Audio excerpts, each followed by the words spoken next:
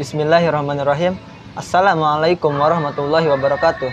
Innal hamdalillah nahmaduhu wa nasta'inuhu wa nastaghfiruh wa na'udzu billahi min syururi anfusina wa min sayyiati a'malina may yahdihillahu fala mudhillalah wa may yudlilhu fala hadiyalah.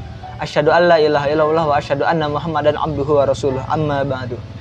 Puji syukur kita panjatkan kehadirat Allah Subhanahu wa taala yang telah memberikan rahmat dan hidayahnya kepada kita semua. Tak lupa juga salawat serta salam semoga tercurahkan kepada baginda Nabi Muhammad Shallallahu Alaihi Wasallam. Alhamdulillah, pada kesempatan kali ini saya akan menjelaskan salah satu bab dari kitab Takrib yang dikarang oleh Syekh Abu Syuja, yaitu bab tentang hajar atau pencekalan. Jadi saya bacakan matanya terlebih dahulu. Bismillahirrahmanirrahim. Faslun wal hajru ala sittah as-sabiyyi wal majnuni wasafihi al-mubaziri limalihi wal muflisi allazi irtakabat huduyuni wal maridi fi mazada ala sulusi wal abdi allazi lam yu'zanu lahu fi tijarati wa tasarrufus sabiyyi wal majnuni wasafihi ghairu sahihin wa tasarruful muflisi yasihu fi zimmatihi duna a'yani malihi wa tasarruful maridi fi mazada ala sulusi mauqufun ala ijazatil warisati mim ba'dihi wa tasarruful abdi yakunu fi zimmatihi yutba'u bihi iza utqa. Nah, jadi faslun adalah fasal wal hajru ala sittah. Hajar atau pencekalan itu atas 6 hal atau 6 orang gitu. Yang pertama as-sabiyyi, anak kecil. Jadi anak kecil di dalam Islam itu hartanya dicekal. Dia tidak bisa membelikan atau membelanjakan harta yang dia punya. Begitu juga dengan transaksi. Anak kecil di dalam Islam yang belum balik itu tidak boleh melakukan pembelanjaan dengan hartanya, juga tidak boleh melakukan transaksi. Jadi semisalnya anak kecil yang belum balik itu ketika dia hendak ingin melakukan jual beli atau membelanjakan hartanya, itu harus didampingi oleh orang tuanya atau orang yang sudah balik. Nah, kenapa? Karena pada dasarnya orang kecil itu mudah dibodohi dan dia ceroboh gitu. Jadi ketika misalnya dia hendak membelanjakan hartanya untuk membeli sesuatu, itu rawan ditipu oleh penjual. Oleh karena itu harus ada bimbingan dari orang tuanya atau orang yang sudah balik. Namun jika anak kecil ingin membeli suatu barang atau suatu hal yang sepele, semisalnya belanja di warung jajan, itu tidak masalah, itu masih dibolehkan asalkan anak kecil tersebut sudah tampak kerasyidannya atau sudah masuk ke dalam golongan orang yang mumayyiz gitu. Nah, jika sudah tampak kerasyidannya, anak kecil itu boleh melakukan jual beli, namun untuk hal-hal yang sepele gitu, misalnya jajan di warung. Kemudian wal majnuni, dan majnun atau orang gila. Jadi orang gila juga dicekal hartanya. Kenapa? Ya karena itu juga bisa merugikan dirinya, karena pada dasarnya juga orang gila itu dia tidak berakal. Sedangkan syarat jual beli itu selain balik itu juga harus berakal. Oleh karena itu orang gila tidak boleh membelanjakan orang tuanya, membelanjakan hartanya tanpa bimbingan dari yang mengasuhnya atau walinya. Jadi ketika misalnya ada orang gila dan dia itu orang gilanya itu dirawat, dijaga oleh misalnya walinya. Nah, itu ketika dia mempunyai harta, dia mempunyai hak atas hartanya, namun dia tidak memiliki hak untuk membelanjakannya. Jadi ketika misalnya orang gila itu membutuhkan sesuatu, misalnya baju atau celana, nah itu baju dan celana itu bisa dibelikan oleh yang mengurusnya. Jadi misalnya si pengurusnya tuh membelikan orang gila itu baju atau celana dengan harta yang dimiliki orang gila itu. Nah, yang seperti itu boleh. Jadi yang tidak bolehnya itu orang gila membelanjakan hartanya dengan dirinya sendiri. Maksudnya dia membeli baju dan celana oleh dirinya sendiri tanpa ada bantuan dari walinya atau yang mengasuhnya. Kemudian Kemudian wasafihi al-mubaziri limalihi. Orang safih itu adalah orang yang bodoh atau orang idiot yang menghambur-hamburkan atas hartanya.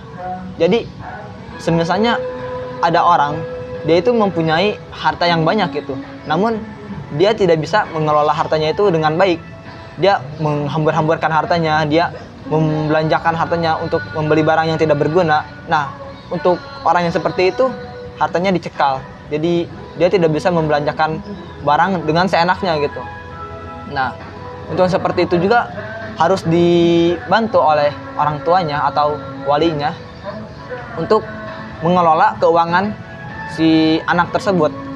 Jadi semisalnya dia ingin membeli suatu barang dengan hartanya, itu boleh. Namun untuk menjaga agar tidak boros itu harus izin kepada walinya dulu. Jadi apabila dia sudah izin dan walinya membolehkannya, maka dia boleh membelanjakan hartanya. Kemudian wal muflisi allazi irtakabat huduyuni. Wal muflis atau orang bangkrut yang bertumpuk kepadanya hutang-hutang. Jadi al-muflis itu orang bangkrut, dan orang bangkrut itu adalah orang dewasa, orang yang berakal. Bahkan dia tuh seorang pengusaha, namun perusahaan yang dia pegang itu misalnya mengalami kebangkrutan, dan dia tuh memiliki hutang sebanyak misalnya 3 miliar, dan yang dinamakan orang bangkrut itu kan berarti aset yang dia punya tidak cukup untuk membayar hutang-hutangnya. Nah, oleh karena itu orang yang seperti itu harus dicekal hartanya. Dia tidak boleh melakukan transaksi, dia tidak boleh melakukan jual beli. Kenapa? Karena dia harus melunasi terlebih dahulu hutang yang dia punya. Apabila hutangnya sudah lunas, maka dia boleh melakukan transaksi. Nah, apabila misalnya hutangnya belum lunas dan dia melakukan transaksi atau melakukan jual beli, maka itu akan merugikan orang yang menghutanginya. Misalnya ada seseorang yang menghutang, dia tuh malah terus saja melakukan belanja ini itu, padahal dia hutangnya banyak, itu kan itu merugikan orang yang menghutanginya dan memberikan kapok kepada orang yang menghutanginya. Nah, kemudian wal maridi fi mazada ala sulusi. Wal maridi yaitu orang sakit, orang sakit yang melebihi atas 1/3 hartanya. Jadi orang sakit di sini adalah orang yang sudah tidak bisa diharapkan kesembuhannya. Jadi semisalnya ada orang yang sakit dan dokter memperkirakannya umurnya tidak akan lama lagi gitu.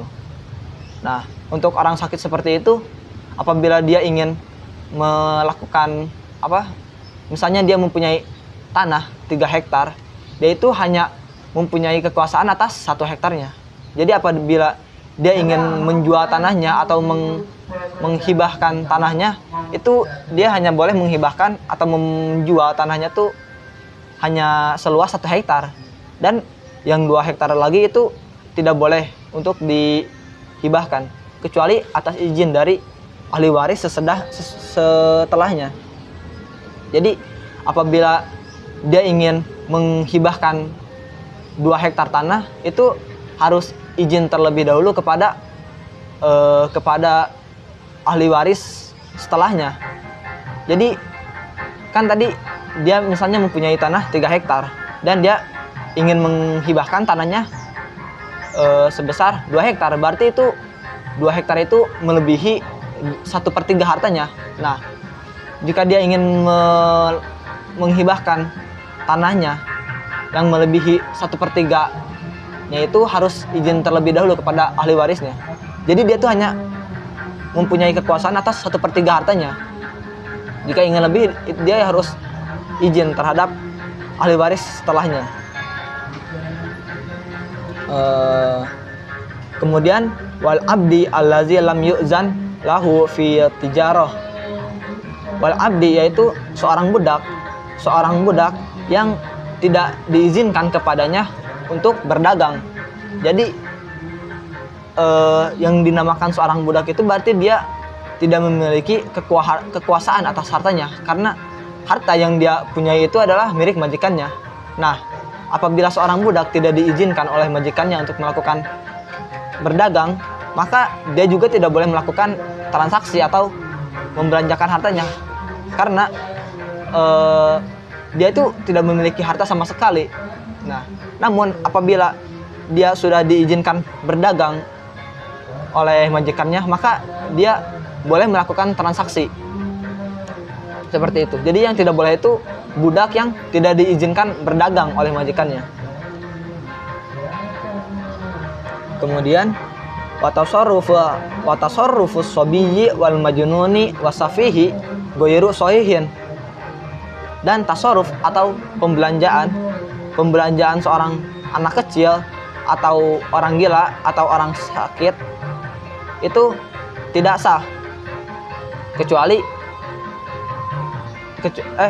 mohon maaf tadi ada kesalahan.